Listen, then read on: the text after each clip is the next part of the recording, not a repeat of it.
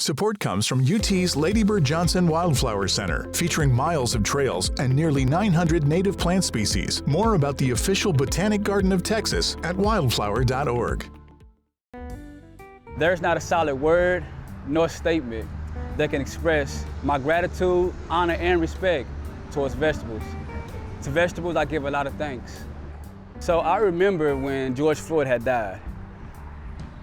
You know, death wasn't a thing that was distant because of the environment that I come from. But when I had actually seen the video, it just was so different. It was so different to see a man die to strangulation, you know, and it be on a national level. And that was the first riot that I had participated in, well, protest that I had participated in. And from there, I was at the time a gardener. And I had been a gardener for like a few years at that time. And I was teaching people how to plant, grow, and harvest. And it kind of just mashed together. Along with the support of a couple of other people, Black Lives Veggies was born. There are many versions of what Black Lives Veggies is. At its core, Black Lives Veggies is a movement to provide sustainability, accessibility, and efficiency, food production and delivery to people and communities that are underserved. Like, there's a gap in where sustainability is targeted. And I feel like it's time for us, the people, just to focus on ensuring that we get nutrients and vegetables to the people who need it the most, because a healthy brain needs healthy food. A healthy body needs healthy food. A lot of times we look at the problems in our communities or the communities that we are afraid of. And a lot of the problems come from a lack of healthy and nutritious food, a lack of high self-esteem from accessible vegetables. That's like really where it started off at, you know. It was started off with, hey, you know, you grow vegetables, yeah. And then from growing vegetables, I crossed over into designing. From designing, there was a need, there was a demand for designing, courtesy of Black Lives Veggies, to the people. So that's where the nonprofit came in at, because the design was like, it wasn't a profit maker, you know, but it's like, how can you deny somebody, once again, who's interested in eating vegetables? So it's like, what can we do? Well, let's try to start a nonprofit. That way, you know, we can seek out monies from the world, from the public, in order to be able to provide vegetables to people. My name is Carolyn Solis, and I'm the president of Black Lives Veggies. And I got involved with Black Lives Veggies because I, from personal experience, found the benefits of eating natural veggies and herbs. It has really transformed my health. And so when I saw Larry, I was intrigued. I was just starting to get into gardening, and I figured, why not help the community and increase the knowledge that I have? And so I was more than happy to team up with such a great cause. The way that me and Larry met each other, I was growing an aquaponic garden in my backyard. And so I asked him for some seedlings because I was behind on schedule and planting for the season, so I needed something that was already ready. He delivered those seedlings, and it ended up becoming a conversation in my backyard, showing him how I had the fish, how I had the water system going, and everything moving together. And that's how we began our relationship. My role with Black Lives Veggies is the vice president. You know, I started out as the president, but as we grew our organization, we shuffled around and moved into the vice president role to better support.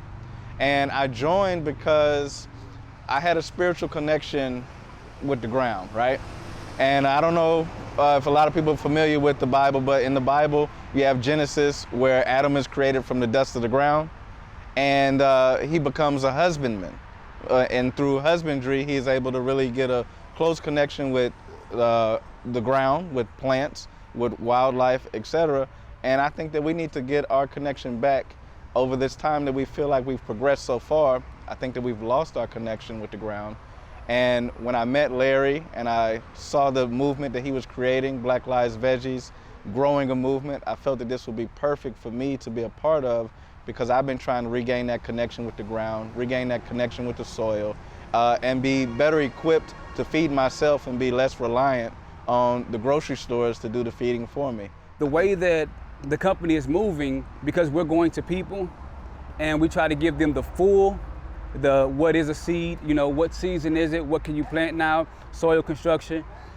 the home base is like no longer as relevant as it was, because now we're going to people's locations such as the Y, you know, and developing there. I'm Evelyn Johnson-Nichols. I'm from Austin, Texas, and I'm a chef here. I got involved with Black Lives Veggies, just doing my research online and really wanting to teach my kids how to garden, and myself, just teach them a better way on how to live and eat nutritious. I just love what he's doing out here with Black Lives Veggies. You should touch your food. I truly believe in you are what you eat.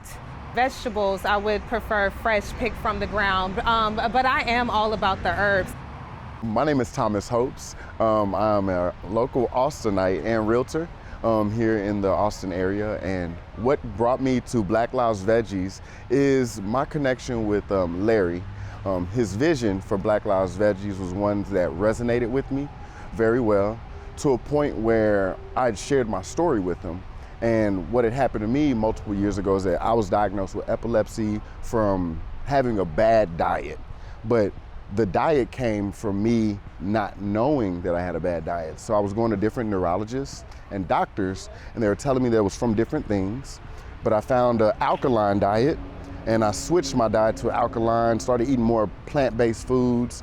And once I started to see results of my seizures reducing, I eventually stopped taking my medicine. And so after I stopped taking my medicine and continued my alkaline diet or plant-based diet, I actually seen a disappearance of my seizures as well. And so ever since July 2015, I hadn't had another seizure. And of March 2016, I hadn't taken any seizure medications either. I just stuck with that plan to continuously feed myself on an alkaline diet.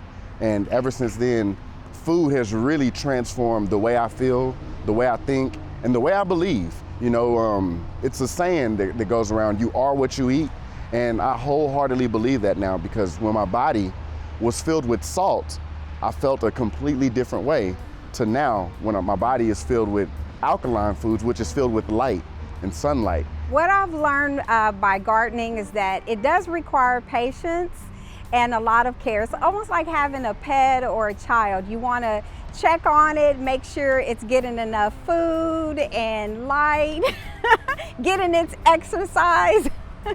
So I think that was the most important piece, because a lot of times I think when you're just starting out, you think, oh, I just get seeds, throw it in a pot, put some dirt and water, and then that's it. And you don't realize that how important the climate and the environment, that whatever it is you're trying to grow is vital. It's vital to the success of it. And so just like kids and animals, it requires a lot of TLC.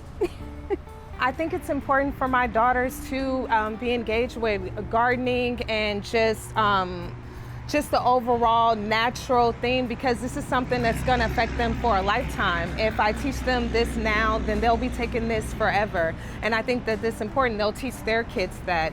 Again, touching your food first is the most important before anything else gets put in there to make it bigger or enhance the color. Its natural state is always the best. And that's why I want to teach them, because them feeling that in the natural state in their natural bodies, I know that'll make them feel just 20 times more energy than they could ever have. So that's why it's important for me. I didn't come liking gardening. I didn't have this vision in my mind.